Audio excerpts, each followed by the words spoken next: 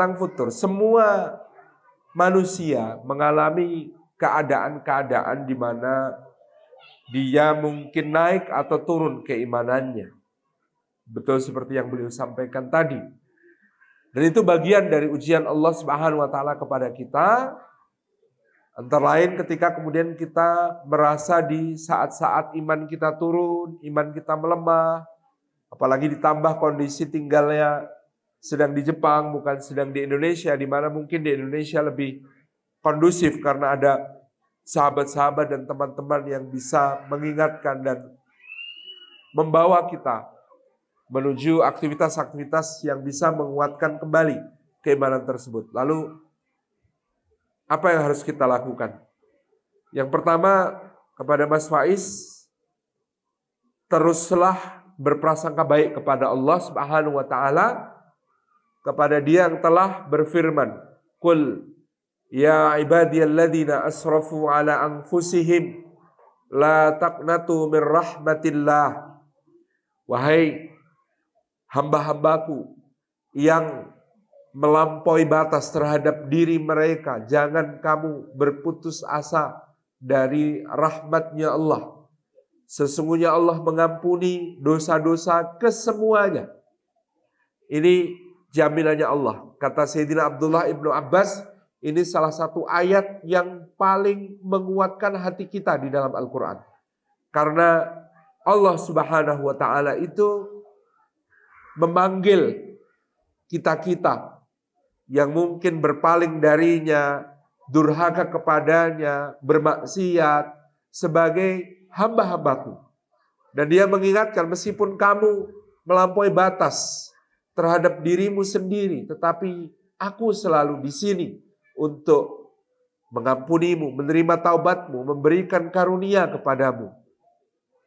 Ketika kita mendekat kepada Allah Subhanahu wa ta'ala sejengkal, maka Dia akan mendekat kepada kita sehasta. Kalau kita mendekat sehasta, maka Dia mendekat sedepak. Kalau kita datang dengan berjalan kaki, maka Allah akan menyambut dengan berlari-lari kecil.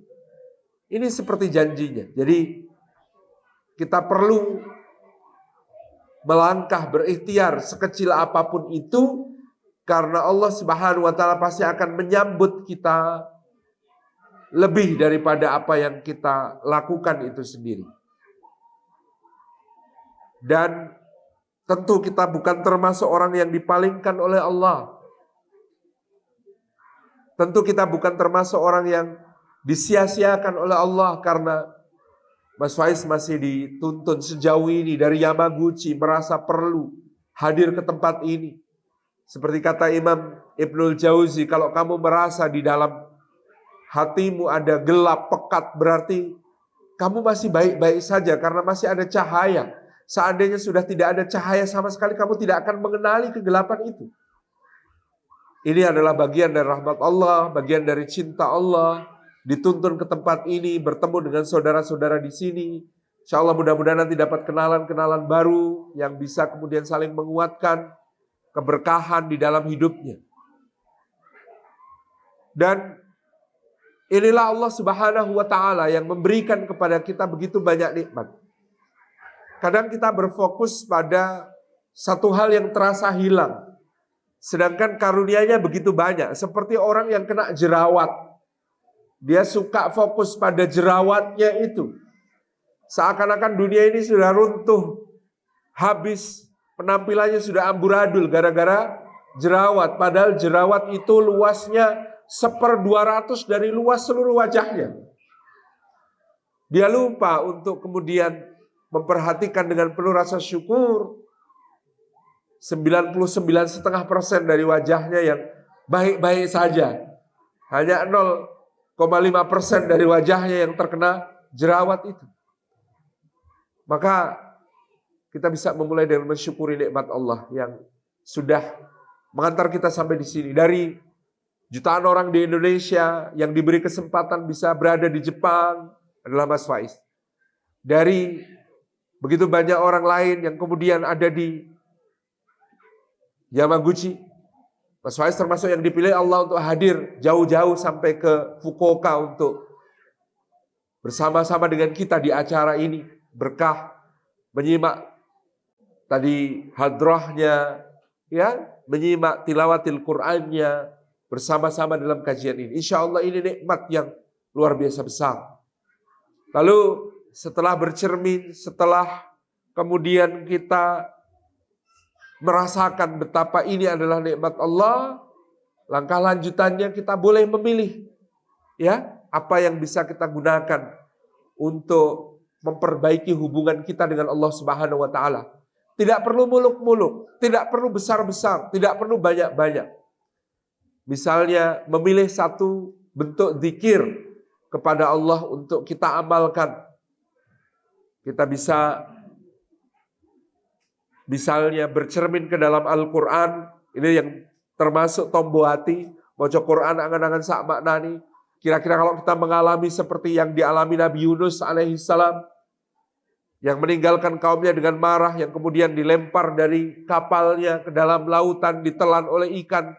Ikan yang menelannya ditelan ikan yang lebih besar, berada dalam perut ikan itu. Dalam keadaan senestapa itu, separah itu, apa yang keluar dari lisan beliau yang kemudian menjadi solusi atas semua masalah beliau? Sederhana kalimatnya, la ilaha illa anta subhanaka inni kuntu minadh dhalimin. Itu bisa kita pilih. Atau kita memilih seperti yang dialami oleh Musa alaihissalam ketika tanpa dia sengaja pukulannya membunuh orang, lalu dia dikejar-kejar oleh bala tentara Fir'aun, berlari ke arah timur laut, terus berlari sampai ke negeri yang sangat jauh di Madian pada saat itu.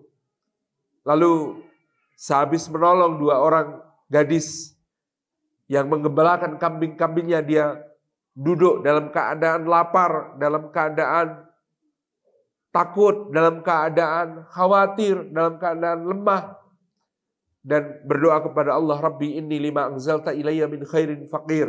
Ya Allah, sungguh aku terhadap apapun yang kau turunkan di antara kebaikan, aku sangat memerlukan.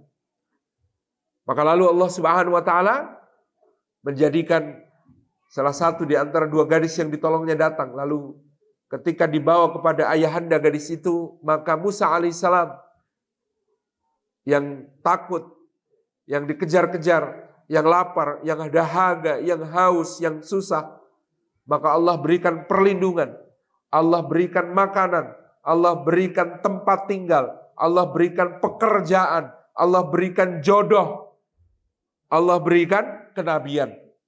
Saking besarnya karunia Allah di saat-saat yang semacam itu. Atau kisah-kisah lain di dalam Al-Quran yang sangat banyak, seperti yang dialami oleh Nabi Ayub alaihissalam, yang pada hari pertama seluruh ternaknya binasa, di hari kedua kebun-kebunnya hancur, di hari berikutnya anaknya wafat satu demi satu, di hari keempat dia terserang penyakit yang sangat menyakitkan. Lalu dia berdoa, Rabbi anni masaniyad durru wa anta arhamur rahimin. Ya Allah, sesungguhnya aku ditimpa madarat dan engkau adalah zat yang maha pengasih, yang paling pengasih di antara semua pengasih dan penyayang. Cermin dari Al-Quran ini akan menguatkan kita insya Allah.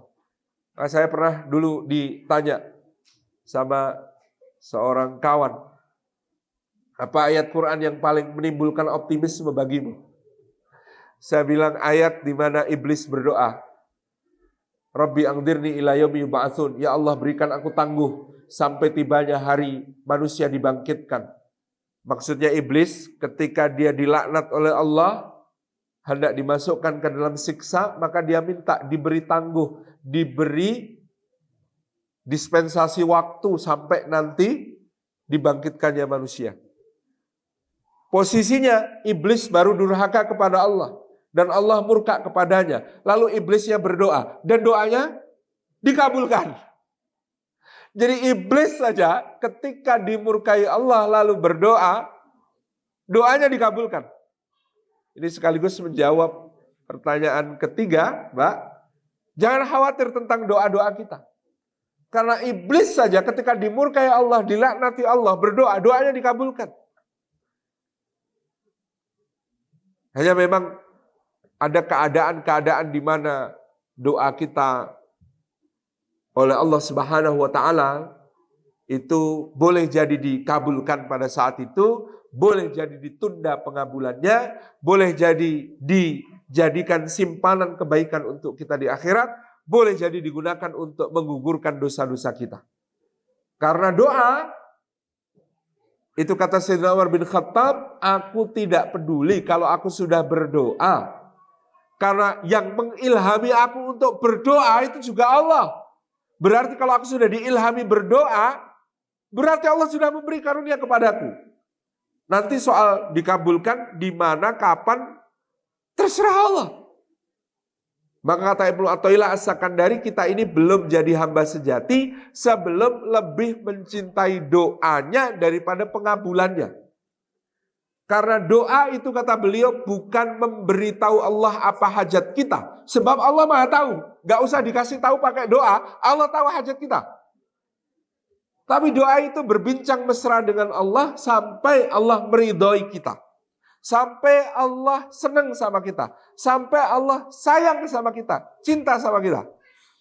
Kalau istilahnya teman-teman anak muda, kamu senang mana? Dikasih bunga lalu ditinggal pergi dengan diajak ngobrol seharian sama orang yang kamu cintai. Senang mana antara dikasih bunga lalu ditinggal pergi dengan diajak ngobrol seharian sama yang dicintai? Tentu lebih senang diajak ngobrol seharian sama yang dicintai. Tapi ya itu, tidak dikasih bunga. Tapi hakikat doa itu begitu, karena kata Ibnu Athaillah, kamu berbincang mesra dengan Allah itu sudah diberi sama Allah, sudah dianugerahi. Maka seorang ulama menasihatkan, jangan kamu bilang aku sudah sholat tapi kok belum dikasih A. Loh, kamu sudah dikasih sholat, itu ibadah yang sangat mahal harganya, bukan cuma untukmu di dunia tapi sampai di akhirat. Aku sudah sholawat tapi kok doaku belum dikabulkan. Loh, kamu jangan bilang begitu. Kamu bilang aku sudah dikasih sholawat supaya aku dapat syafaatnya Rasulullah, supaya aku dapat cintanya Rasulullah, supaya aku dapat ketemu Rasulullah. Kamu jangan bilang aku sudah puasa kok doaku belum dikabulkan. Kamu sudah dikasih puasa. Puasa itu ibadah yang Allah menanggung pahalanya tak terhingga di sisinya. Maka bilanglah, aku sudah dikasih puasa, aku sudah dikasih salat, aku sudah dikasih baca Quran, aku sudah dikasih sedekah, kesempatan sedekah, aku sudah dikasih semua peluang kebaikan. Kurang apa lagi aku ini? Oh, belum, ada karunia yang belum diberikan. Dan itu remeh, dan itu kecil. Jauh lebih kecil dibanding sholat. Jauh lebih kecil dibanding sholawat. Jauh lebih kecil dibanding sedekah. Jauh lebih kecil dibanding puasa. Jauh lebih kecil dibandingkan semua ibadah yang belum dikasih sama Allah itu kecil. Dibandingkan semua karunia ibadah yang luar biasa. Yang dirindukan oleh manusia. Maka ada kekasih Allah. Namanya Ibrahim alaihi salam. Oh, gelarnya saja kekasih Allah. Apakah kalau kekasih Allah doanya langsung dikabulkan? Enggak. Karena ada doanya Nabi Ibrahim yang menurut hitungan Ibnu Abbas baru dikabulkan 4.200 tahun kemudian. Dan doa ini diabadikan dalam Quran. Menurut Ibnu Abbas, jarak antara Nabi Muhammad SAW dengan Nabi Isa 600 tahun. Jarak antara Nabi Isa dengan Nabi Musa 1.200 tahun. Jarak antara Nabi Musa dengan Nabi Ibrahim 2.400 tahun. Jadi total jarak antara Nabi Muhammad dengan Nabi Ibrahim 4.200 tahun. Dan Nabi Ibrahim berdoa untuk kota Mekah. Rabbana wab'ats fihim rasulam minhum yatlu alaihim ayatika wa yu'allimul kitaba wal hikmah wa yuzakkihim. Ya Allah, utuslah untuk kota Mekah ini seorang Rasul dari kalangan mereka sendiri yang akan membacakan untuk mereka ayat-ayat-Mu, yang akan mengajarkan kitab dan hikmah, yang akan mensucikan mereka, ya Allah. Ini doanya Nabi Ibrahim pada zaman beliau. Kan bayangannya Nabi Ibrahim, habis itu dikabulkan doanya. Ya nanti generasinya Ismail atau anaknya Ismail atau cucunya Ismail begitu. Tidak. Doa itu baru dikabulkan dengan diutusnya Nabi Muhammad SAW, yang itu artinya baru dikabulkan 4.200 tahun kemudian. Itu kekasih Allah. Tapi perhatikan betapa lebih besarnya karunia Allah daripada doa. Nabi Ibrahim berdoa untuk mana? Kota Mekah, Fukuoka tidak didoakan. Jepang tidak didoakan, Indonesia tidak didoakan. Tidak didoakan. Tetapi ketika Allah mengabulkan doa Nabi Ibrahim, wa ma arsalnaka illa rahmatal lil alamin. Tidaklah kami utus engkau wahai Muhammad SAW melainkan untuk memberi rahmat bagi semesta alam. Jadi Fukuoka ini karena termasuk semesta alam, dapat bagian dari doanya Nabi Ibrahim. Rahmatnya sampai ke sini. Nabi Ibrahim berdoa untuk seorang nabi di zaman Nabi Ibrahim. Risalah seorang nabi rasul itu berlaku sepanjang dia hidup. Tapi risalahnya Nabi Muhammad dari doanya Nabi Ibrahim berlaku sampai hari kiamat. Jadi Allah itu kalau mengabulkan doa lebih besar daripada yang kita minta. Wong yang nggak pernah kita minta saja itu dikasih kok. Ada yang pernah berdoa, ya Allah minta udara yang cukup untuk bernapas. Pernah? Mungkin yang berdoa begitu orang yang asmanya kambuh ya. Cuma itu. Tetapi Allah nggak pernah alpa memberikan udara yang cukup untuk bernapas. Ada begitu banyak hal yang tidak pernah kita minta, Allah tidak pernah alpa memberikan. Maka pada sesuatu yang kita minta kepada Allah, yakin Allah itu ngasih lebih baik, lebih banyak. Memang kadang-kadang nggak spesifik seperti yang kita minta. Tapi kadang-kadang malah lebih baik daripada yang kita minta.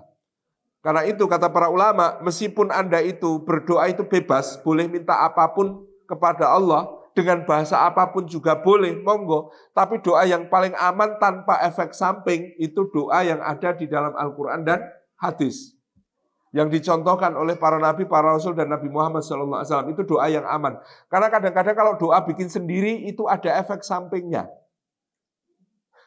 Kalau Ibnu Athaillah cerita ada orang berdoa begini, ya Allah karuniakan kepadaku setiap hari 2 potong roti, segelas air, dan segelas susu tanpa bekerja ya Allah. Dengan begitu supaya aku lebih khusyuk beribadah. Dikabulkan tidak doanya? Kabul. Caranya dia kena fitnah, masuk penjara. Di penjara dapat ransom, 2 potong roti, segelas air, segelas susu tiap hari tanpa bekerja. Persis seperti doanya. Bersyukur tidak dia doanya dikabulkan. Tiap hari ngeluh, ya Allah salah saya apa? Kenapa saya masuk penjara?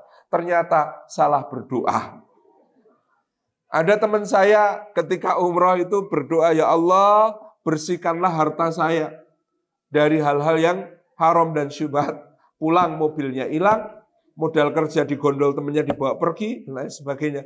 Ternyata selama ini bisnis saya nggak karu-karuan, saat ini dibersihkan sama Allah. Salah sendiri berdoanya begitu. Kan tinggal berdoa mohon dibersihkan itu ganti dengan diberkahi, nanti berkah jadinya. Nah, itu katanya para ulama, makanya meskipun kita ini boleh nyusun doa sendiri, pakai bahasa kita, minta apapun, boleh, tapi doa yang paling aman dari efek samping, doa yang ada di dalam Quran dan hadis gitu. Ya kadang-kadang kita nggak siap efek sampingnya itu gitu. Wallahu alam. Ngaten ya Mbak, jangan putus asa, berdoa terus. Itu kemesraan dengan Gusti Allah, itu privilege kita. Kalau kita sampai berhenti berdoa, itu kehilangan privilege gitu ya. Berdoa terus.